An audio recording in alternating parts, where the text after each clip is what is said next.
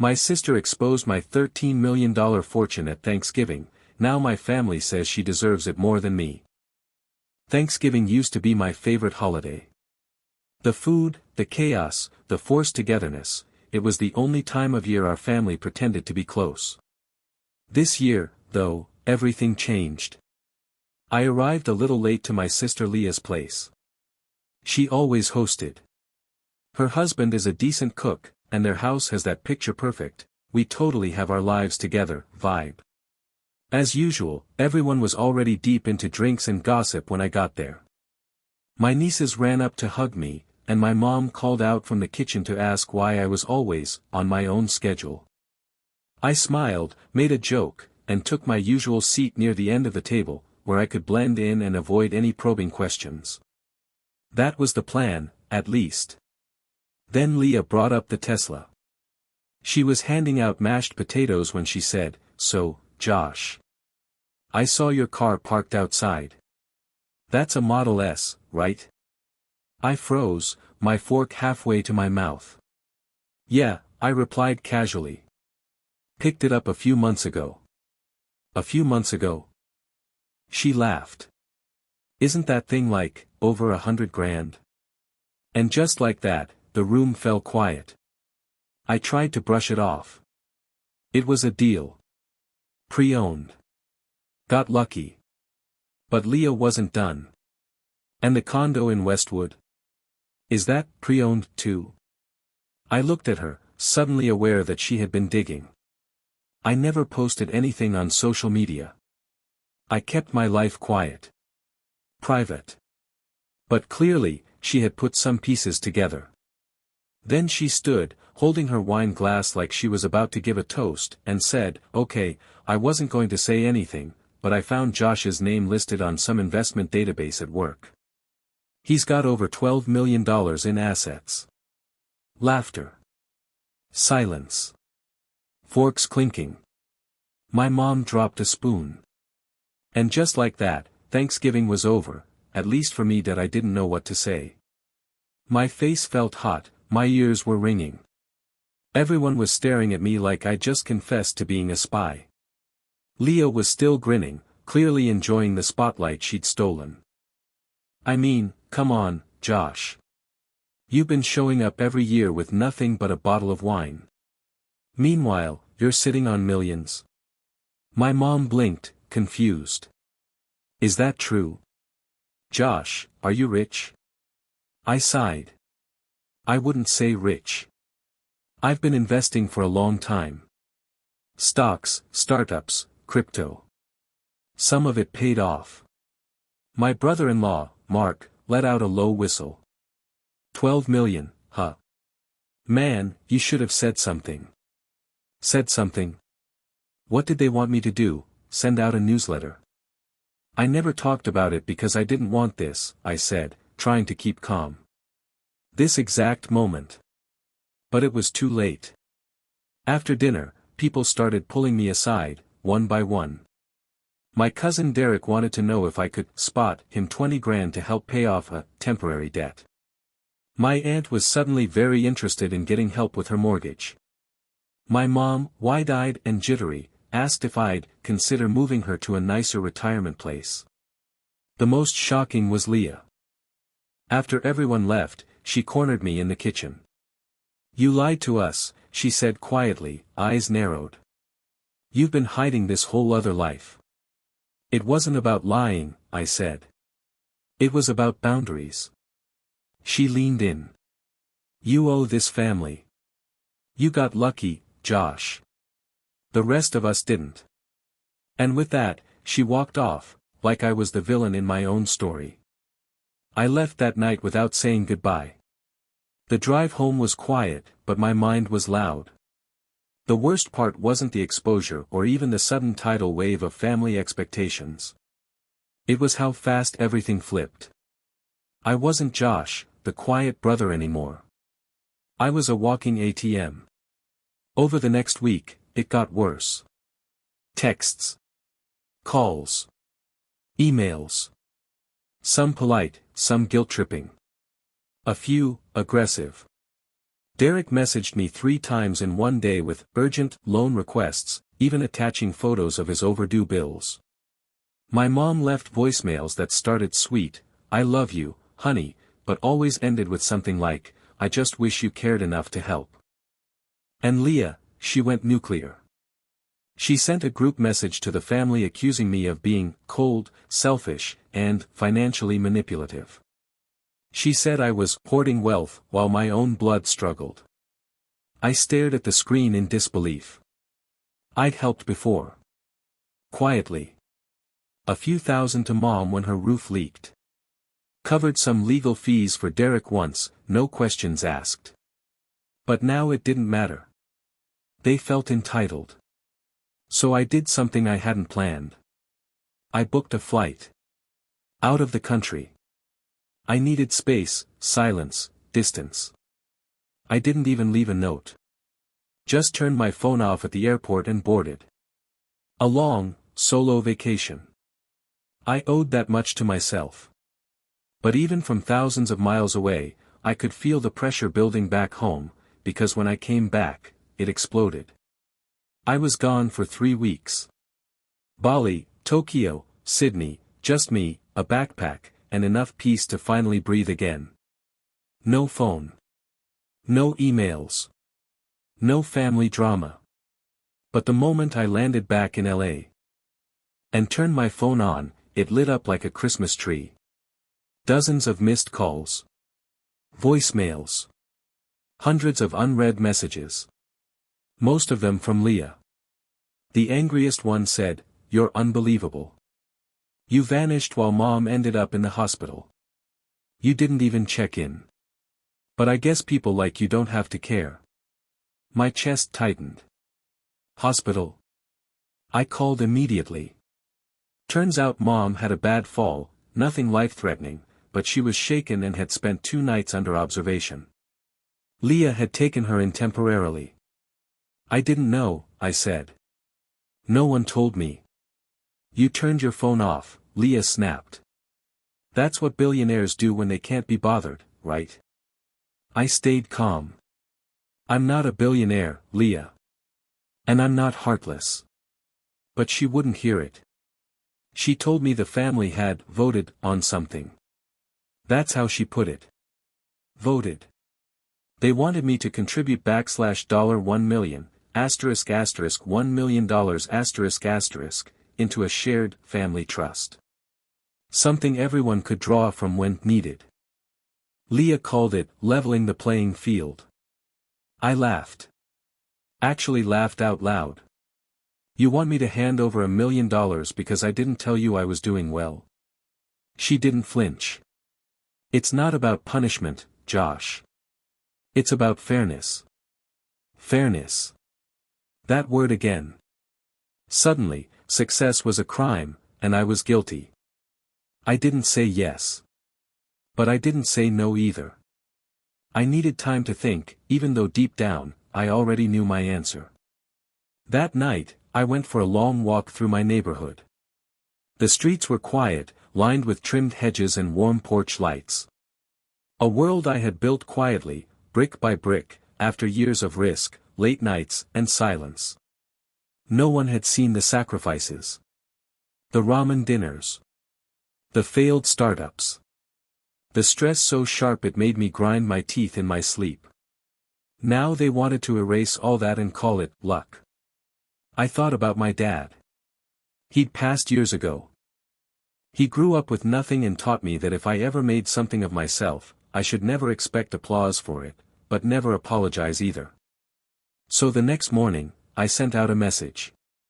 One to the whole family. I've thought about what everyone said. And I need to be clear. I've worked hard to be where I am. I didn't win the lottery. I made choices, took risks, and sacrificed a lot. I'm not starting a trust fund, and I won't be pressured into guilt or shame for succeeding in silence. I love you all, but I won't be manipulated. My boundaries are not up for discussion. Leah didn't reply. Neither did Derek. My mom just sent a short, okay. I understand. Love you.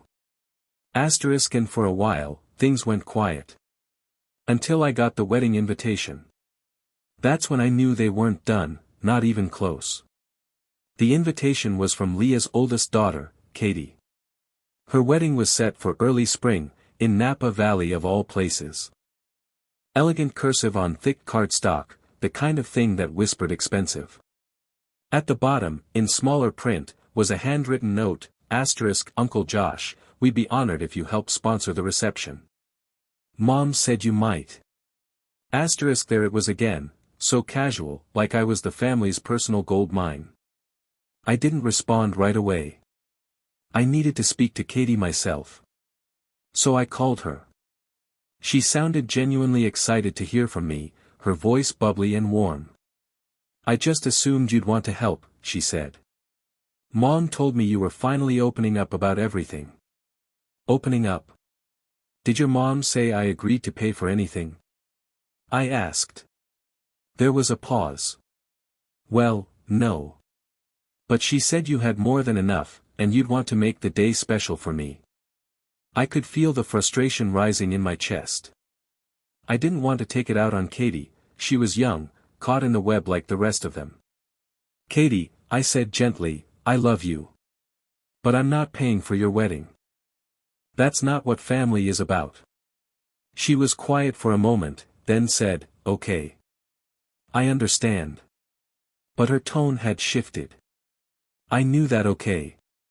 The kind that's followed by a dozen group chats and whispered judgments. 2 days later, Leah sent a text so icy I could feel it through the screen, asterisk, you've made your point. Don't bother showing up. Asterisk. I stared at it for a while. And then I realized something, they hadn't lost a brother. They'd lost an illusion of control. I didn't go to the wedding. Instead, I spent that weekend hiking alone in Big Sur, far away from the noise, the sideways glances, and the forced smiles. The wind off the cliffs felt cleaner than anything I'd felt in months. Back in the real world, though, the family split started to harden into something permanent. Leah blocked me. Derek unfollowed me on everything. Even extended relatives, people I hadn't spoken to in years, were sending me cryptic messages like, asterisk, money changes people, huh? Asterisk or asterisk, guess you forgot where you came from. Asterisk. The irony stung. Because the truth was, I remembered exactly where I came from. A one-bedroom apartment with mold in the bathroom. Parents working double shifts. Leah and I sharing a room with bunk beds and thin walls. But they forgot how I got here. Not by stepping on people, but by staying up until 3 a.m. teaching myself code. By investing small when I could barely afford groceries. By failing, over and over, and still not giving up. And now, because I kept it quiet, because I didn't rub it in their faces, I was the villain. One night, I sat alone on my balcony, overlooking the city. The lights were a soft blur, a reminder that I had made it, even if no one cheered for me. And I realized something. I didn't need their approval. I didn't need to justify my choices. The real wealth I'd built wasn't in my bank account. It was in my freedom to say no. Weeks passed. Silence stretched longer than it ever had between us. No calls. No messages. No drama, for once. I focused on work, on my health, on peace. I reconnected with old friends who never asked what was in my wallet. I read books again, cooked more, even started volunteering on weekends. Life felt full. Quiet. Mine. Then, one evening, I got a letter. A real one. Handwritten. From my mom. Her handwriting shook a bit now. But the words were steady, asterisk, Josh, I know things have been hard between you and the family. I won't pretend I understand all of it, but I do understand you. You've always done things your way. You've always tried to protect people, even when they didn't notice it. I'm sorry if I ever made you feel like you weren't allowed to live your life the way you earned it. I love you. I'm proud of you. Love, Mom. Asterisk I sat with that letter for a long time. It didn't fix everything, but it softened the edges. A week later, I took her out to lunch, just her and me. We didn't talk about money. We talked about memories, about Dad, about how much the world had changed. As for the rest of the family, I didn't reach out. Not out of spite, but out of respect for myself. I'd set a boundary, and I finally knew the difference between love and control. They could think whatever they wanted. Spin whatever story helped them sleep. But I knew mine. I lived it. And I wouldn't trade it for anything. A few months went by. Spring turned to summer. Life, finally, settled into something steady. Then, out of nowhere, I got a text from Derek. Asterisk, hey man. Just wanted to say I'm sorry for how things went down. I was out of line. Asterisk short. Uncharacteristically humble. I stared at it for a while, unsure how to feel. I didn't reply right away. Not because I was angry, but because I'd learned the difference between apology and accountability. Saying, sorry, is easy. Changing. That's something else. A few days later, he followed up. Asterisk, I've been doing better. Got a new job. Finally getting things together. No ask here, just hope you're good. Asterisk that part stuck with me. No ask, I replied simply, asterisk, glad to hear you're on your feet. Wishing you the best. Asterisk it wasn't a warm reunion. No heart emojis. No bridge fully rebuilt. But it was a beginning, a different kind. One not based on what I could give, but who we could be, without expectations. Eventually, Leah unblocked me. She never messaged. Never explained. And that was fine. Some people drift back in. Some don't. I made peace with both. Because at the end of the day, I didn't lose my family. I just lost the version of them that only showed up when they thought I had something to give. And what I gained, was finally knowing the value of saying no, and meaning it. Last week, I got another letter from Mom. Inside was a photo, me at 10 years old, standing proudly with a science fair trophy, grinning with missing teeth. She'd written on the back, asterisk, you've always been quietly brilliant. Don't let anyone dim that. Love you always. Asterisk I stared at that kid in the photo for a long time. He had no idea what was coming, what he'd build, what he'd lose, who he'd have to become. He just believed in something. In himself. And somehow, despite everything, I'd honored that. Not by becoming rich. But by surviving the guilt. The pressure. The manipulation disguised as love. And still holding on to who I was underneath it all. So no, this story didn't end with a tearful family reunion. No trust funds. No miracles. But it did end with truth. With peace. With me living life on my terms. And maybe that's the real happy ending. I still go to Thanksgiving. But now, I show up with nothing but pie and peace of mind. And for once, that's more than enough.